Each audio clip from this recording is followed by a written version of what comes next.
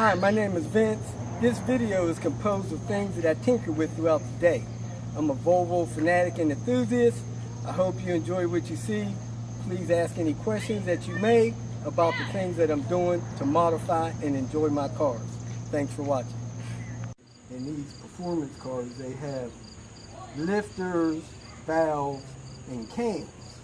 And all that stuff has to rotate in harmony. When it rotates in harmony, the valves open at the right time. And see, I'm boring. Ain't you looking around?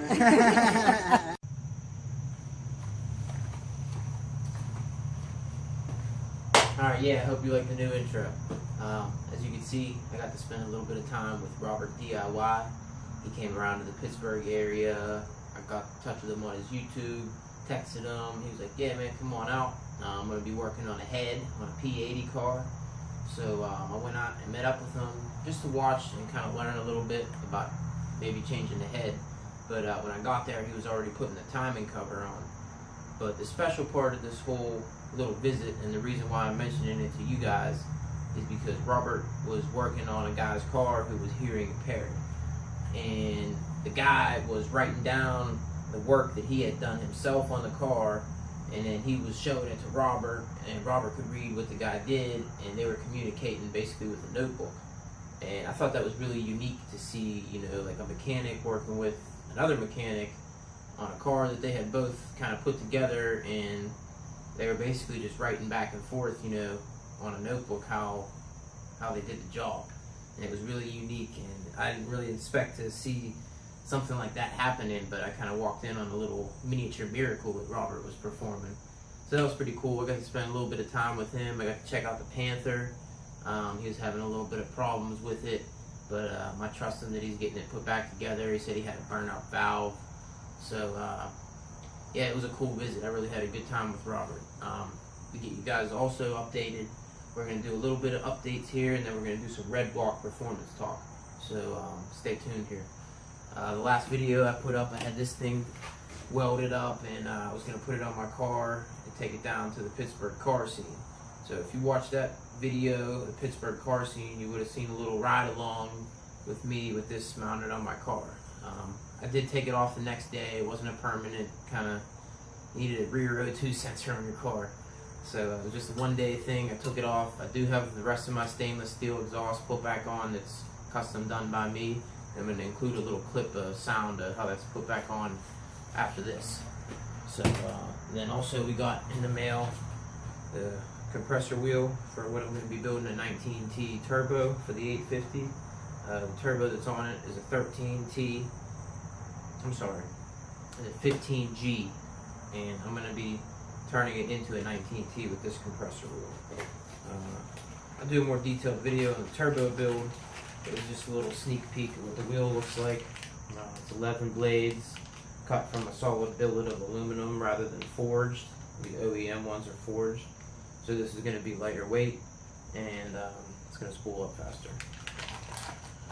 So that's just a little update on the 850. I'm not going to be getting into building this turbo until the winter time, but we did get the 240 roadworthy, and that's pretty much what the video is going to be today. I'm going to do a couple little clips from the junkyard where I got some wheels for it, and I'm also going to put up a video of 240 no start causes and symptoms and repairs, because I went through a lot of different, you know, ins and outs to get this Redblock engine running again, and it ended up being the ignition switch.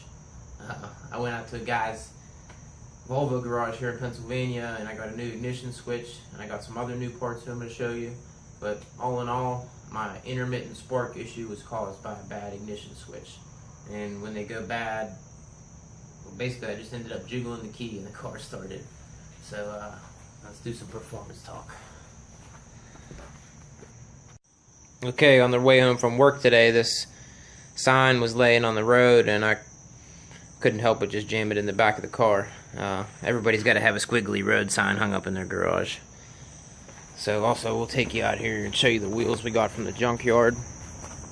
These are Volvo, I think they're called Cerebus wheels, or Centaurus. These are 16-inch wheels. All the tires on them are bad. but they were $25 a piece. This is the best tire out of the four. It's a Falcon, and it has good tread, but the tire itself is dry rotted just from sitting out in the junkyard so long. But these are the wheels I'm going to mount on the 240. Unfortunately, if you have a Redblock or a 240, you know that you can't put front wheel drive Volvo wheels on there without spacers. Okay, so we're going to do a little bit of performance talk about the 240 here. The naturally aspirated B230F engine is a 4-cylinder, which is in the 240 that I have. It only makes about 100 or 115 horsepower. There are a few things you can do to a naturally aspirated engine to add power to it, and the cheapest and most power adding modification you can do is to add turbo. But we're not going to be adding a turbo to the 240 just yet. But we do have a couple of parts that we're going to be putting on fairly soon. We're probably going to start with a stage 0, which is like any car. Try to get my shadow out of here. I've already done plugs and wires with original Volvo wires and OEM plugs that were gapped to between 0.28 and 0.32. So we've already done that. We've got brand new belts. You want to make sure all your belts are in good condition. I ordered these, but the belts that are on my car are still in good shape, so these are just going to go in storage for right now. And then all the other stage 0 items like fuel filters and vacuum lines and compression tests and transmission fluid changes and all those good things you want to make sure you do to your car before you try to do any kind of performance modifications. So having said that, we've done most of the stage 0 things to the 240, and soon enough we're going to start doing a little cold air intake setup. It's not going to be anything crazy, or I'm not expect to get any power gains out of it, but we do expect to get a little throttle response. I have these leftover 2.5-inch aluminum pipes that are from another project that are going to make a perfect kit for the cold air, and we're going to get a little cone filter, probably from the internet. I've seen 802 Garage has a couple good videos about where he gets some cheap cone filters, so I'm going to check out his source. And the cam. So we have here a B cam. It is marked on the end with a B, and B doesn't stand for anything specific, but it is slightly more aggressive grind than the M cam that's in my car now. There are lots of different cams available for 240 engines, and I am certainly no expert on it, but I did a little bit of reading and I was able to find this cam on eBay for about $65. So you can find A cams and B cams for around that price range. IPD makes their own performance VX camshaft, and there's also a performance turbo camshaft. There's made by lots of different companies, but this is just a Volvo OEM part, and I believe it came out of like a European spec Redblock engine. I might be wrong though. When I opened this up though today, I did find a little something that's concerning. This one lobe here has like this weird, I'm not sure if it's a casting imperfection or if this happened because it was running in the car, because this was installed in a car. None of the other lobes have this kind of markings on it. It looks like it's a bad casting, but I'm not sure if this is even safe to run in my vehicle. It looks like it's not something you would want to use, but it might be okay. I'm not sure. If anybody knows anything about this kind of stuff, please let me know in the comments. Also, if you happen to watch this whole video, leave a comment at the end with the word Panther.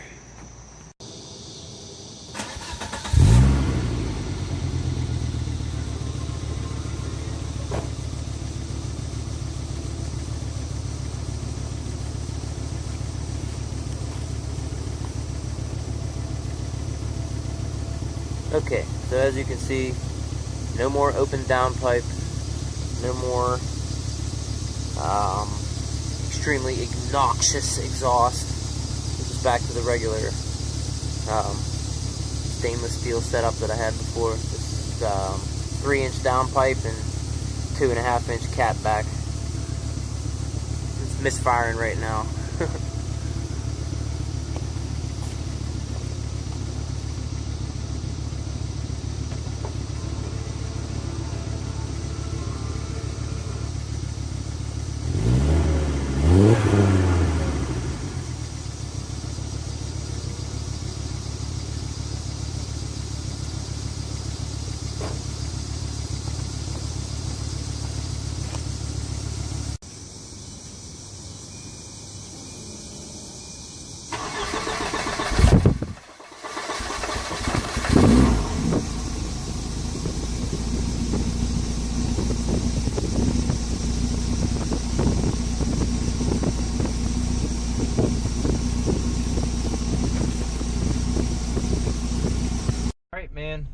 We're in here.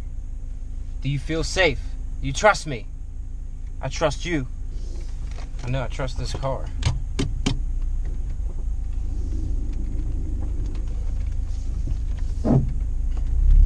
Alright. We're off. I'm going to try to give you like a 240 driving experience here the best I can. Start off by telling you the windshield wipers don't work. They do have power going to the windshield wiper motor, but the windshield wiper motor is seized. So I've got to get a new one of those. But I did put a new coolant temperature sensor and 4 new fuel injectors. Well, they're not new, but they came from a clean donor car. So we have those installed in here. And with the newer, cleaner fuel injectors installed, the car runs a lot better. The fuel injectors that I pulled out were extremely dirty. Their baskets were like completely full of debris. The pintles, the pintle caps were like covered with gummed up fuel. They just were not in good shape. But we got some better working injectors in here, and we got the car roadworthy. I did break off most of the brake bleeders. I was having trouble with those, and I was planning on drilling and re-tapping them. But I got one of the brake bleeders loose, and I was able to get air out of that bleeder, and it was enough to bleed the brake system. So now I have brakes. So we'll be able to give you a little bit of a ride along here. I'm just going to get it up onto the main road out of my neighborhood. It'll just be a second, and we'll get it up to like 30, 40 up there, maybe more. The suspension's all soft, and the shocks are obviously, I mean, there's 200,000 miles on these shocks. The car rides like the Titanic, but I like that. It does stop well, and it does steer okay, but it's not the best. Driving this car and driving an 850R are definitely a night and day driving experience. Sorry for the camera, it's probably shaking around a lot. I have it like magnetized to my sunroof. So we do have some trouble getting started from stop signs here, and I believe that is the problem of a mass airflow sensor, but it could also be that my in-tank fuel pump is still getting debris to the sock. I never completely flushed out the fuel tank. I never took the fuel tank down off the car. I just reached inside there and got as much of the debris out through the sending unit bunghole, or whatever you want to call it. I just wanted to say bunghole. But I cleaned it out as best I could through the bung. So, hopefully my running problems aren't coming from this tank, because I don't want to drop the tank and clean it, but I will if I have to. The car, once it starts going, it doesn't have a problem climbing hills and stuff. It's just that one, like, as soon as you snap open the throttle, it wants to die. Like right now. And then it'll go. And then we're going. The overdrive button does work. I don't know if you can see that arrow in there, but I just turned overdrive off. It took me about a day of driving this car before I realized that you don't want to drive around with the overdrive on, because it just like immediately shifts into overdrive and doesn't have any torque. So we're climbing this hill. It's pretty steep here. Cars with low compression have trouble on this hill. So this thing is going right up. Compression is from the seat of the pants. Feeling pretty good. Okay, we're easing out here onto the main road. When cars get behind me, it's like their worst nightmare, because they know I'm going to be going slow as hell. So I start kicking it up a little bit, and they get scared.